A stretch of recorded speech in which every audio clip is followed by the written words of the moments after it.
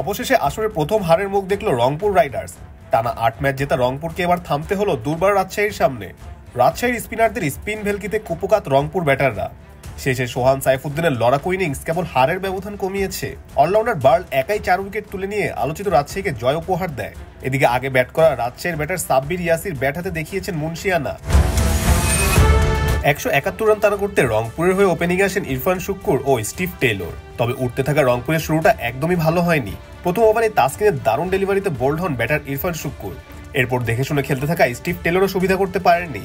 চতুর্থ ওভারে তরুণ SM মেহরাবের হাতে কাটা পড়েন স্টিভ। ১০ বলে ৪ রান করে প্যাভিলিয়নের পথ ধরেন আমেরিকান এই ব্যাটার। একই ওভারে মেহরাবকে চার্জ করতে গিয়ে কাটা পড়েন পাক ব্যাটার ইফতেখারও।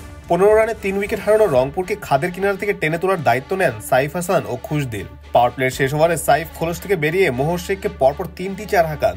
সাইফ খুশদিলের ব্যাটে রংপুর ঘুরে দাঁড়াতে শুরু করে। তবে এদিন প্রতিবারের ন্যায় খুশদিল ব্যাট হাতে দলকে খাদের কিনারা থেকে তুলতে ব্যর্থ হয়। সাব্বির হোসেনকে বড় শট খেলতে গিয়ে নবম ওভারের দলীয় ৫৫ রানে কাটা পড়েন খুশদিল। ১৩ বলে ১৪ রান আসে পাকি ব্যাটারের ব্যাট থেকে। কাপ্তান সোহান শেখ মেহেদীকে নিয়ে উইকেটে কিছুটা প্রতিরোধ গড়ার চেষ্টা করেন, তবে তাকে যোগ্য সমর্থন দিতে ব্যর্থ শেখ মেহেদী। দলীয় ৯১ রানে মেহেদীকে দারুণভাবে ফলো থ্রু ক্যাচে আউট করেন বোলার রায়ান বার্ড। এদিকে সোহান এক প্রান্ত আগলে রেখে দারুণভাবে ব্যাটিং করতে থাকেন।